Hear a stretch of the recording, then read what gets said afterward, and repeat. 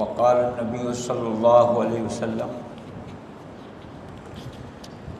من قام لیلۃ القدر ایمانا و احتسابا غفر له ما تقدم من ذنبه او کما قال النبی صلی اللہ علیہ وسلم۔ انشاءاللہ دروس تو آپ سنیں گے، لیکن میں کچھ چند مسائل ہیں ان کی طرف آپ کی توجہ دلاؤں گا جس کی ہمیں ضرورت بھی بہت ہے۔ سب سے پہلے جو سب سے اہم مسئلہ وہ تو یہ آخری عشرہ ہے، آخری 10 دن ہے۔ رسول اللہ صلی اللہ علیہ وسلم ویسے ہی جو ہے وہ بہت محنت کرتے تھے۔ آپ کو پتہ ہے کہ جب وہ حدیث آپ نے کئی دفعہ سنی ہے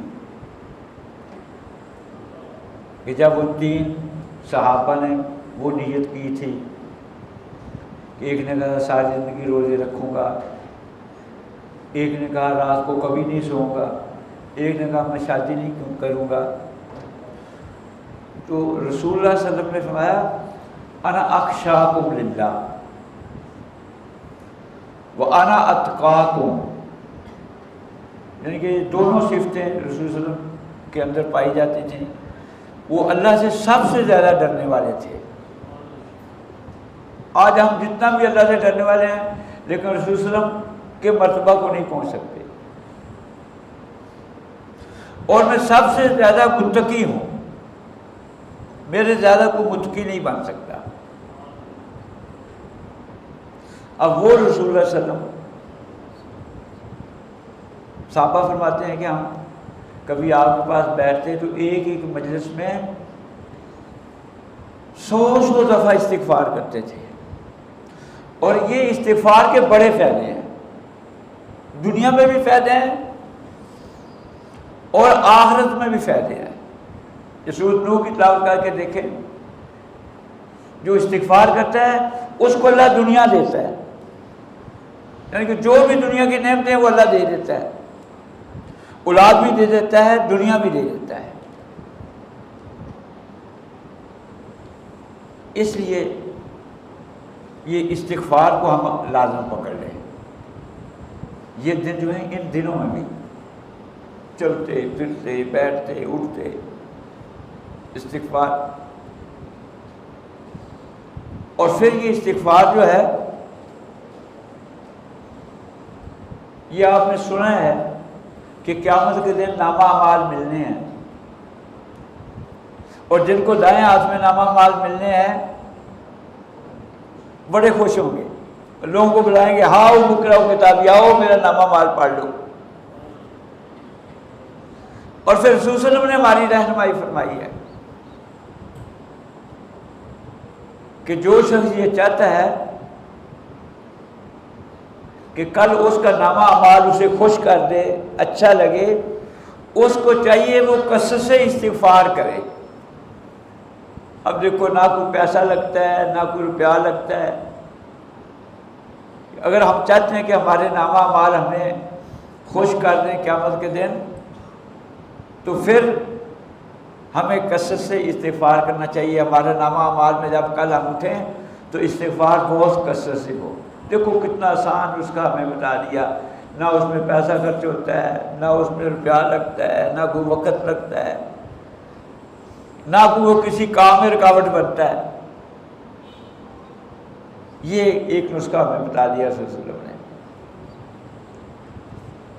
اس طرح اللہ کا ذکر تو ہر وقت اس کے بھی بڑی فضیلت ہے، بڑے بات، سبحان اللہ کہہ دیں، الحمدللہ کہہ دیں، اللہ اکبر کہہ دیں،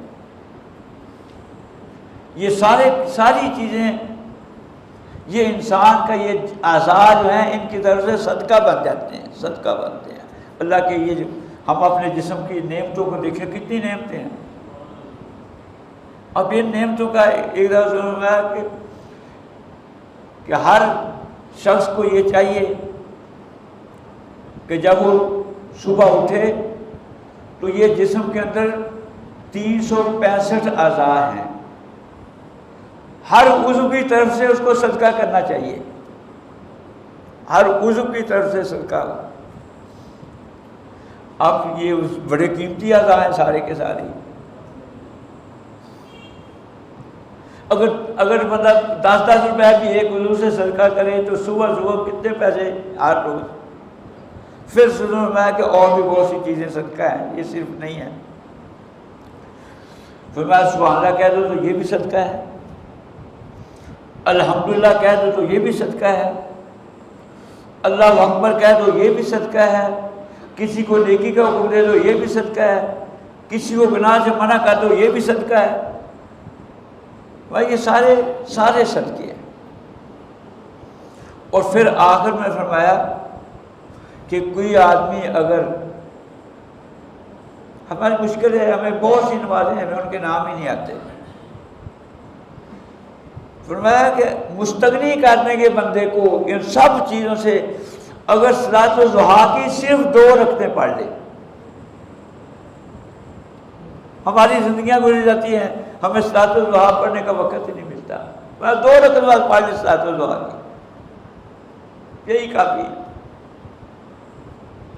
اور صلاۃ الضحیٰ کا وقت بھی بہت وسیع ہے، بہت وسیع وقت ہے، کوئی محدود وقت نہیں ہے، اور نہ ہی اس کے لیے کوئی شرط ہے کہ ہم نماز کے بعد مسجد میں بیٹھے رہیں، نماز میں جماعت کے ساتھ نماز پڑھ کے مسجد میں بیٹھے رہیں اور اس کے بعد جو ہے وہ شراء کی نماز پڑھ لیں، اس کا اور اجر ہے۔ اس کا اجر تو یہ ہے کہ جو ہم لاکھوں روپے خرچ کر کے جو ہے وہ حج کے لیے جاتے ہیں، عمروں کے لیے جاتے ہیں، فرمایا پورے حج عمرے کا ثواب ملتا ہے۔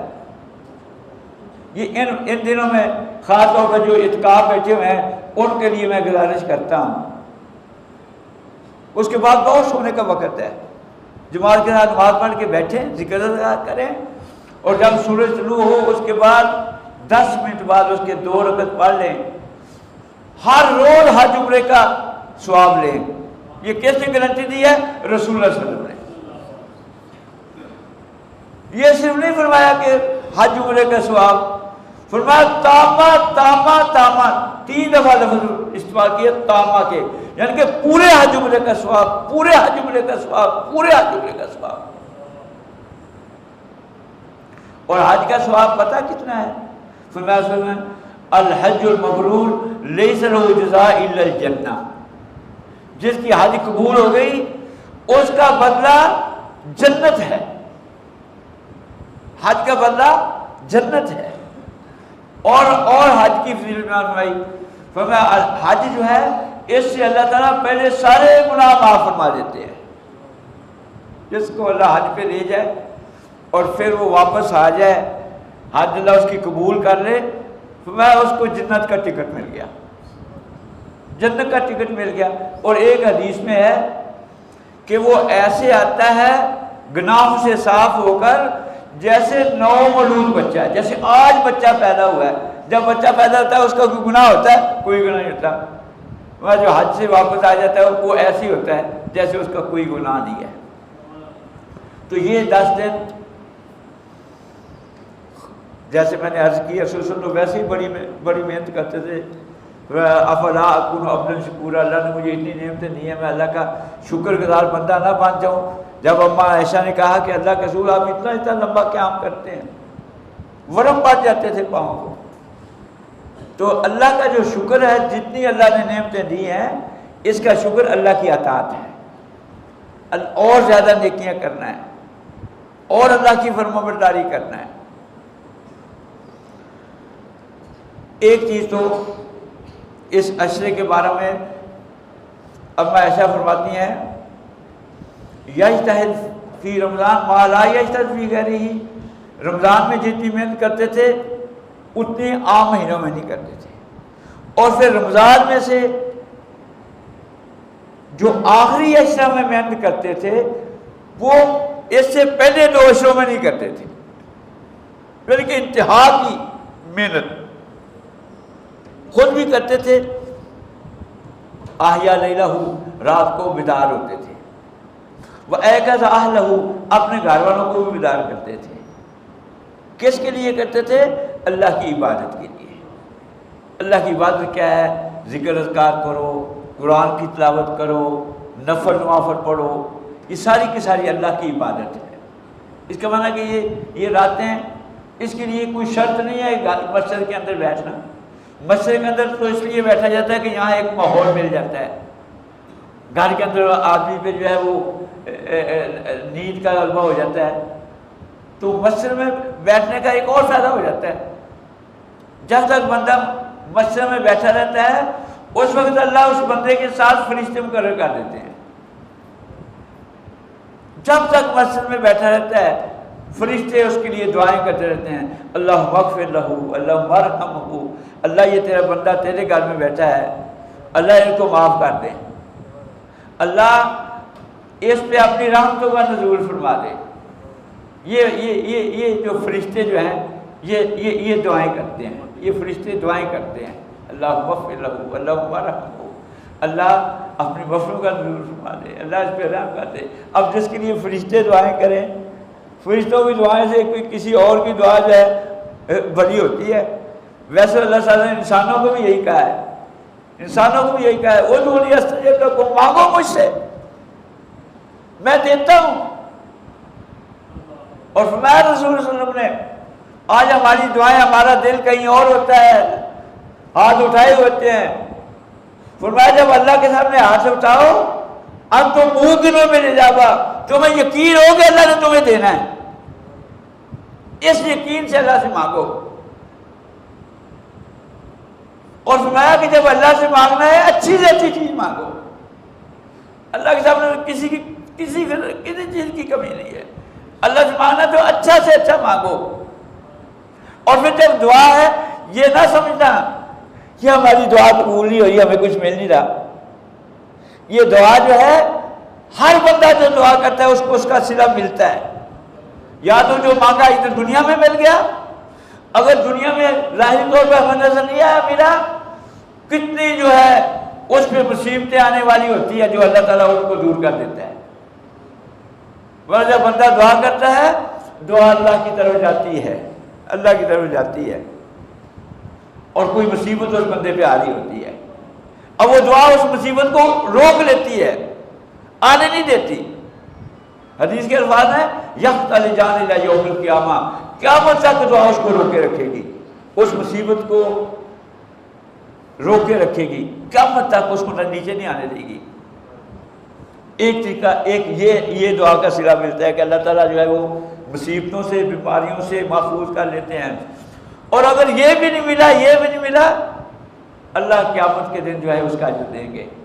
اور سوزن فرمایا کہ جب بندے کو ایسی دعاؤں کا اجر ملے گا جس کا صلہ نہ کوئی بیماری اس کی رکی ہے، نہ کوئی مصیبت رکی ہے، نہ اس کو جو مانگا تھا ملا ہے، اللہ اس کا جب اجر دیں گے تو وہ تمنا کرے گا یا اللہ ایسا اجر، اتنا ثواب، اتنا درجہ، کاش کہ میری کوئی دعا بھی دنیا میں قبول نہ ہوتی۔ اس قدر دعا مخ العبادہ، مغز ہے یہ دعا جو ہے ساری عبادات کا۔ اور پھر جب دعا کرنی ہے اس میں ایک تو یہ فرمایا رسول اللہ نے کہ اس یقین سے کرو۔ اور ویسے وہ اللہ کون ہے؟ اللہ تعالیٰ فرماتے ہیں کہ جب میرا بندہ، آج ہم نے تو اللہ سے مانگنا چھوڑ دیا ہے، ہمیں سننا اذا سالت فاسأل اللہ، کچھ مانگنا ہے اللہ سے مانگو، کسی سے مدد مانگنی ہے اللہ سے مانگو۔ اور وہ اللہ تو کہتا ہے کہ جب میرا بندہ میری طرف اپنے ہاتھوں کو اٹھا لیتا ہے مجھے شرم آتی ہے کہ میں اپنے بندے کو خالی ہاتھ میں اٹھاؤں، مجھے شرم آتی ہے۔ یہ جو ہاتھ میں نے اللہ کے سے اٹھائے، اللہ میری طرف ہاتھ اٹھے ہوئے میں خالی لٹانے میں مجھے شرم آتی ہے۔ اور پھر اور ہمیں فرمایا اس دنیا میں سب سے لاغر وہ ہے جو اللہ سے مانگ بھی نہیں سکتا۔ ان عاجز الناس من عاجز عن الدعاء، سب سے لاغر وہ ہے، وہ اللہ کہہ رہا ہے مانگو، ہم اللہ کے سامنے ہاتھ نہیں اٹھا سکتے، اگر ہاتھ اٹھا بھی لیتے ہیں بے یقینی کی صورت میں۔ اور یہ بندے جن سے مانگتے ہو ان سے تو بہت پرسینٹ امید ہوتی ہے کہ انہوں نے کچھ نہیں دینا، اگر دیں گے پھر بھی غصہ کر لیں گے۔ اور وہ جب بندہ اللہ سے مانگنا چھوڑتا ہے پھر اللہ کو غصہ آتا ہے، میرا بندہ مجھ سے مانگ نہیں رہا، میرا بندہ مجھ سے مانگ نہیں رہا۔ اور جو بندہ اللہ سے ہر وقت مانگتا رہتا ہے، کبھی جب پھر اللہ اس کی دعا کو قبول آتے ہیں، اللہ تعالیٰ کہتے ہیں فرشتوں کو، آج ہماری حالت کیا ہے کہ جب ہمیں کوئی مشکل آتی ہے نا پھر اللہ سے دعائیں کرتے ہیں، جب ہمیں کوئی مشکل مصیبت نہیں ہے، ڈاکٹر نے جواب دیا ہے ابھی جی دعا کر لو، یہ دعا تو سب سے پہلے ہمیں کرنی چاہیے، اللہ کا دروازہ سب سے پہلے کھٹکھٹانا چاہیے۔ یہ دنیاوی سارے راستے بند ہو گئے، ابھی اللہ کا راستہ پہلے اختیار کرو۔ اور جو بندہ ہر وقت اللہ کے ساتھ اپنا تعلق رکھتا ہے،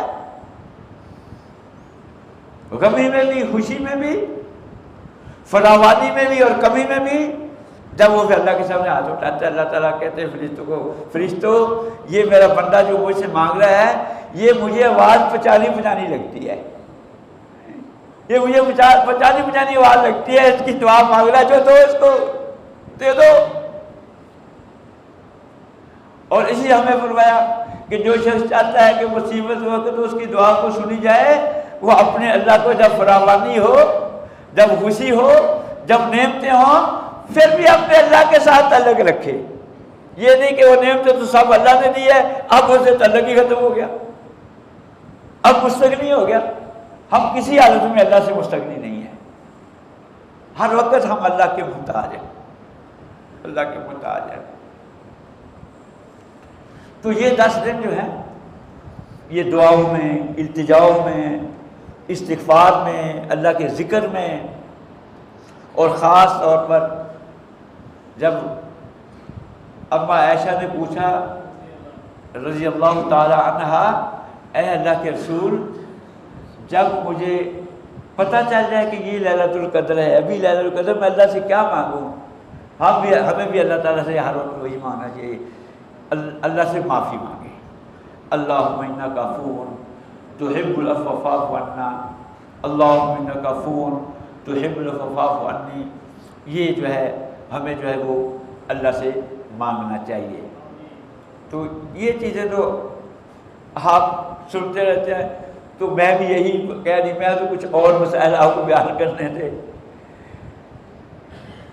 اب تو ہمارا ٹائم ہی ختم ہو گیا ہے، وقت کافی ہے، کوئی اور مسئلہ ایک آدھا بیان کر دیں۔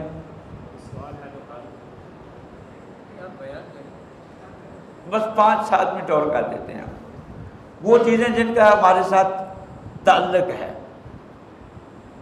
عام بیان نہیں ہوتی۔ ایک جو ہے وہ وصیت کا مسئلہ ہے، وہ جو حدیث آپ نے سنی ہے کہ جو شخص کوئی وصیت کرنا چاہتا ہے اس کو چاہیے کہ ہر وقت اس کی وصیت اس کے پاس ہونی چاہیے، کیونکہ موت کا کوئی پتہ نہیں ہے۔ تو یہ مطلق طور پر نہیں ہے، یہ وصیت کی 2 قسمیں ہیں۔ ایک وصیت واجب ہے، ایک وصیت واجب ہے، وہ واقعی ہر وقت بندے کے پاس ہونا چاہیے۔ وہ کیا وصیت ہے؟ اگر آپ کے پاس کسی کی کوئی چیز ہے، قرض ہے یا کوئی امانت ہے، تو یہ ہر وقت آپ کے پاس لکھی ہونی چاہیے۔ یہ ہونا کہ آپ دنیا سے رخصت ہو جائیں اور بعد میں کسی کو پتہ ہی نہ ہو یہ کس کی ہے، وہ آپ کے بعد خود استعمال کر لیں، اور آپ کو پتہ ہے کہ جو لوگوں کے حق ہیں وہ توبہ سے بھی معاف نہیں ہوتے، لوگوں کے حق توبہ سے بھی معاف نہیں ہوتے، وہ یا تو ابھی ادا کرنے پڑیں گے یا مرنے کے بعد نیکیوں کی صورت میں ادا کرنے پڑیں گے۔ اس لیے لوگوں کے حقوق جو ہے ان کا بہت خیال کرنا ہے۔ تو یہ وصیت واجب ہے۔ ایک وصیت جو ہے وہ مستحب ہے، اگر آپ سے کوئی اللہ کے راستے میں خرچ کرنے میں کوئی کمی کوتاہی ہو گئی ہے تو پھر آپ کو شریعت نے اجازت دی ہے، آپ کو اگر مرنے کے بعد بھی کوئی وصیت لکھ سکتے ہو لکھ دو، وہ بھی آپ کو اس کا بھی اجر مل جائے گا۔ لیکن اس وصیت کے لیے جو ہے اس کی تنفیذ کے لیے 2 شرطیں ہیں، اس میں ہمارے اندر غلطیاں ہیں۔ 2 شرطیں کون سی ہیں؟ ایک شرط تو یہ ہے کہ یہ وصیت جو آپ کا وارث بن رہا ہے اس کے نام پہ نہیں ہونی چاہیے. میں نے وارث کا لفظ استعمال کیا، رشتہ دار کا نہیں. جو آپ کا وارث بن رہا ہے اس کے نام پہ یہ وصیت نہیں ہونی چاہیے. اگر آپ نے اپنے وارث کے نام پہ وصیت لکھی ہے تو یہ وصیت جو ہے شریعت کے اندر اس کا کوئی اعتبار نہیں ہے، کیونکہ رسول صلی اللہ علیہ وسلم نے فرمایا ہے ان اللہ آتا لکل صاحب حق حقہ فلا وصیت لوارث. اللہ تعالیٰ نے جو بھی صاحب حق ہے اس کا حق دے دیا ہے. اب کسی وارث کے نام پہ وصیت جائز نہیں ہے. آج ہماری جو وصیتیں ہوتی ہے وہ اپنے وارثوں کے نام پہ ہوتی ہے، یہ شرعی طور پر یہ صحیح نہیں ہے. دوسری چیز، یہ وصیت جو آپ زندگی میں تو آپ جتنا مرضی دے دیں، اللہ نے آپ کو دیا ہے دے دیں، کیونکہ سب سے پہلے جس کا اثر ہوگا وہ آپ پہ ہوگا. اللہ کے لیے دیا تو اللہ اس کو اجر دے گا. کوئی تکلیف آتی ہے اس کے بعد اس تکلیف کا بھی اجر ملے گا. لیکن اگر وصیت لکھنی ہے میرے مرنے کے بعد دے دو، مسجد کو دے دو، مدرسے کو دے دو، اس میں شریعت نے پابندی لگائی ہے کہ یہ جو ہے آپ نے جو ہے اب 1/3 یا اس سے کم دے سکتے ہیں، 1/3 سے زیادہ کی وصیت نہیں کر سکتے. حضرت عمر رضی اللہ عنہ کو بہت مال تھا ان کے پاس. رسول صلی اللہ علیہ وسلم کے پاس آیا، اے اللہ کے رسول میرے پاس تو بڑا مال ہے، مجھے اجازت دے دیں، میری وارث صرف ایک بیٹی ہے اور میرا کوئی وارث نہیں ہے، ایک بیٹی میری وارث بن رہی ہے، بس وارث ایک بیٹی ہے، مجھے اجازت دے دیں میں 2/3 جو ہے اس کی وصیت کر دوں. رسول صلی اللہ علیہ وسلم نے اجازت نہیں دی. کہا اللہ کے رسول مجھے آدھے کی اجازت دے دیں، آدھے کی وصیت کر دو. آدھے کی بھی اجازت نہیں دی. پھر کہا اللہ کے رسول مجھے 1/3 کی اجازت دے دیں. 1/3 کی اجازت دی، لیکن ساتھ یہ کیا فرمایا الثلث والثلث کثیر. یہ آپ کو 1/3 کی اجازت دے رہا ہوں میں، لیکن یہ بھی بہت زیادہ ہے، یہ بھی بہت زیادہ ہے. اس لیے حضرت عبداللہ بن عباس رضی اللہ تعالیٰ عنہ وہ فرماتے ہیں کہ اگر ربع کی وصیت کی جائے تو یہ اچھا ہے، کیونکہ رسول صلی اللہ علیہ وسلم کو بھی کثیر کا ہے. اور اس کے بعد سبب بھی بیان کیا، اس کے بعد سبب بیان کیا، فرمایا کہ تو اپنے وارثوں کو اغنیا چھوڑے، یہ اس سے بہتر ہے کہ ان کو فقیر چھوڑے اور آپ کے مرنے کے بعد وہ لوگوں کے آگے ہاتھ پھیلاتے پھرے. اور اسی لیے یہ جو وصیت ہے یا یہ قرض ہے، ان آیات کو بیان کرنے کے بعد اللہ تعالیٰ نے یہ فرمایا ہے غیر مضار. وصیت کر رہے ہو، اس میں نیت یہ نہ ہو کہ میں نے اپنے جو وارث ہیں ان کو نقصان دینا ہے. اس نیت سے کرو گے تو پکڑے جاؤ گے. یہ مقصد نہیں ہے. مقصد اللہ کو راضی کرنا ہے، مرنے کے بعد اس کا کوئی اثر لینا ہے.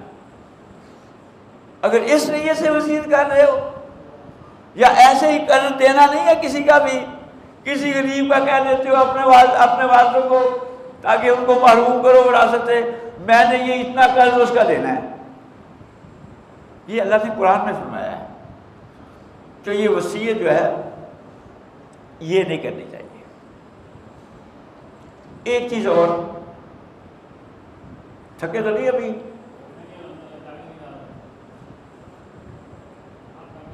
یہ جو تحفہ ہوتا ہے اس کے بارے میں تھوڑا 4-5 منٹ میں بیان کر دیتا ہوں. ویسے تو رسول صلی اللہ علیہ وسلم نے فرمایا ہے لا تدخلون الجنہ حتی تؤمنوا، جب تک تم ایمان نہیں لاتے جنت میں نہیں جا سکتے.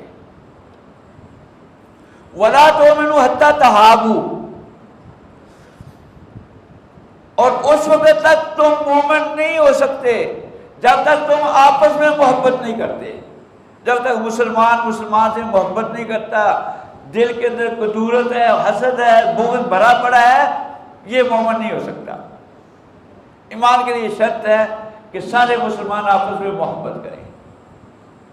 پھر محبت کرنے کے کچھ طریقے بتائے، اس میں افشوا السلام، السلام علیکم کو عام کر دو، اس سے محبت آ جاتی ہے۔ اس کے بعد ایک فرمایا تہادو، ایک دوسرے کو تحفے دیا کرو، اس سے محبت آتی ہے۔ اب اس تحفے کے بارے میں دو مثال 2-3 منٹ میں بیان کرتا ہوں۔ تحفہ جو ہے یہ اس سے محبت آتی ہے۔ ایک تحفہ ہے اولاد کو دینا، ایک تحفہ ہے اولاد کو دینا۔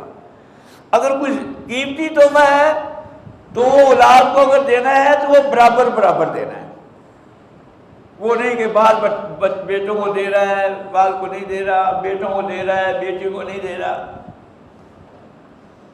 یہ حضرت نعمان کی حدیث ہے، حضرت بشیر رضی اللہ آئے، انہوں نے اپنا بیٹا نعمان جو تھا اس کو ایک غلام دے دیا۔ بیوی نے کہا میں تو اس وقت راضی نہیں ہوں گی جب تک اللہ تعالیٰ آپ اللہ کے رسول کو اس پہ گواہ نہیں بنا دیتے۔ گئے حضرت بشیر رضی اللہ عنہ رسول اللہ صلی اللہ علیہ وسلم کے پاس، کہا اللہ کے رسول میں نے ایک غلام تھا میرے پاس، آپ نے اس نعمان بیٹے کو دے دیا۔ رسول اللہ نے سب سے پہلا جو سوال کیا، کیا تیری اور بھی اولاد ہے کہ ایک نعمان ہی ہے بس؟ کہا اللہ کے رسول میرے اور بھی تو بہت اولاد ہے، اور میں دوسروں کو بھی دیا ہے۔ کہا نہیں اللہ کے رسول ایک ہی غلام تھا، دوسروں کو میں کہاں سے دیتا، ایک ہی تھا۔ اس کو رسول صلی اللہ علیہ وسلم کے جواب سنے۔ آج ہمارے اندر یہ چیزیں بھی آئی ہیں، ان کا خاص خیال کرنا چاہیے۔ ہمارے سلف جو ہیں وہ کبھی اپنے کسی بچے کو بوسہ دیتے تھے، اگر اس کا دوسرا بچہ ساتھ کھڑا ہوتا تھا وہ اس کو پکڑ کے بوسہ دیتے تھے، اس کے دل میں نہ آ جائے۔ اس قدر عدل، اس قدر انصاف۔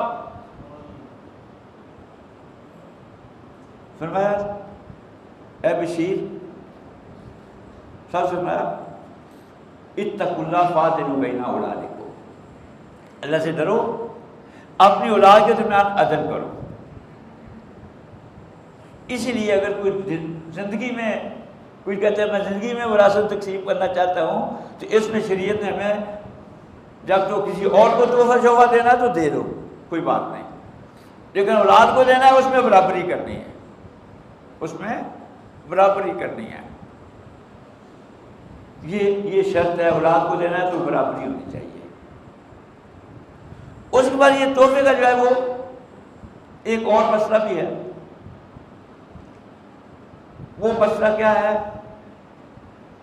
اگر آپ نے کسی کو تحفہ دے دیا ہے وہ آپ واپس نہیں لے سکتے۔ یہ ہمارے خاص طور پہ ہوتا ہے کہ اگر کوئی کسی بچی کی شادی ہوئی ہے، بچی کو رشتہ دار دیتے ہیں جہیز میں کئی چیزیں، خدا نخواستہ اس کی وفات ہو جاتی ہے، وہ واپس کرتے ہیں، سامان لے جاؤ اپنی بچی کا، تو اب جس نے چیز دی ہوتی ہے وہ اپنے واپس لینے کی کوشش کرتا ہے، یہ میری چیز ہے واپس آ گئی مجھے دو، یہ جائز نہیں ہے۔ دوسری چیز ہے اس تحفے کو خریدنا بھی جائز نہیں ہے۔ اگر آپ نے کسی کو تحفہ دے دیا ہے اس کو آپ خرید بھی نہیں سکتے۔ حضرت عمر رضی اللہ تعالیٰ عنہ نے ایک مجاہد کو دیا، گھوڑا دے دیا، گھوڑا بڑی اچھی نسل کا تھا، یہ اس میں جہاد کرے گا، لیکن یہ ہمارے بھی یہاں یہ مشہور ہے بال مفت دل میں رہ، جو چیز مفت آتی ہے اس کی قیمت کسی کو کیا پتہ ہوتا ہے۔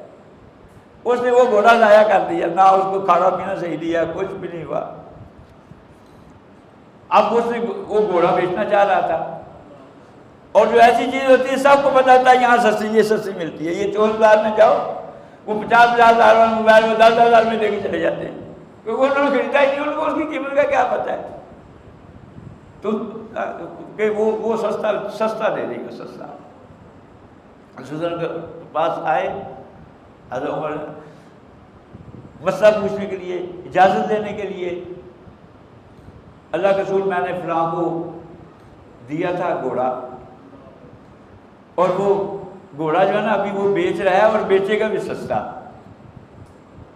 اس وقت جو بکری ہے وہ 10 درہم کی آتی تھی، بکری 10 درہم کی آتی تھی، گھوڑا تو بہت قیمتی ہوتا تھا۔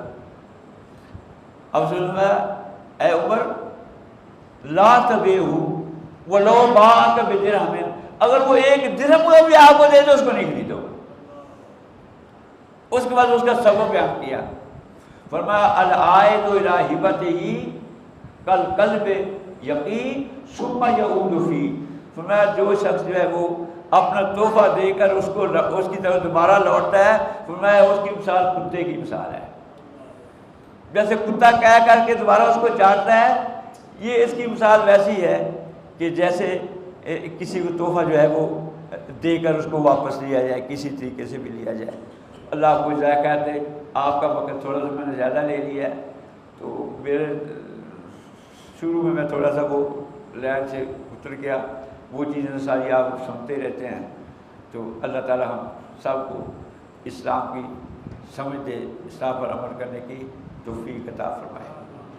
ویسے تو آپ صاحب نے اعلان کر دیا ہے، تو ابھی اصل جامعہ کا جو مسئلہ ہے آپ اس کے ساتھ منسلک ہو جائیں، کسی طریقے سے بھی جو مد آپ کسی میں چاہتے ہیں وہ آپ کا انشاءاللہ مد میں، تنخواہوں کی مد میں دینا چاہتے ہیں، راشن کی، تو آپ کوئی سالانہ کوئی ویسے یہ جو ہے منتھلی جس طریقے سے اٹیچ ہو جائیں، یہ بہت عظیم ادارہ ہے، ہم بھی اسی میں پڑے ہیں۔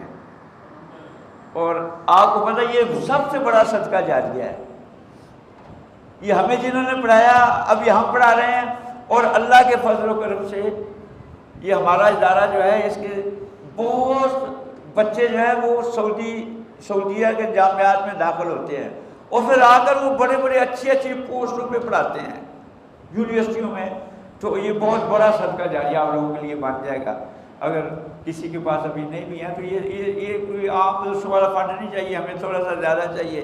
ایک تو وہاں وہ مسجد ابھی نہیں تعمیر کرنے کا پروگرام بن رہا ہے، ابھی انشاءاللہ غیر ملکی بچوں کے داخلے کھلنے کی امید ہمیں ہو گئی ہے، تو وہ بھی آئیں گے۔ تو یہ مسجد ہماری تو یہ جتنی 500 ہماری تعداد ہوتی ہے یہ تو اس سے ہی بڑھ جاتی ہے، تو ایک مسجد ہم بنا رہے ہیں، اور تھوڑی سی اور تعمیرات بھی ہے۔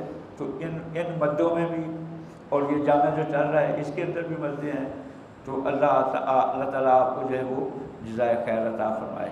تو ہمیں پہلے ضرورت نہیں ہوتی تھی، تو اس لیے ابھی اس مہنگائی بھی ہو گئی، تو اس وجہ سے ہمیں آ جانا پڑا۔ اللہ آپ کو جزائے خیر عطا فرمائے۔ ہاں سوال کر سکتے ہو۔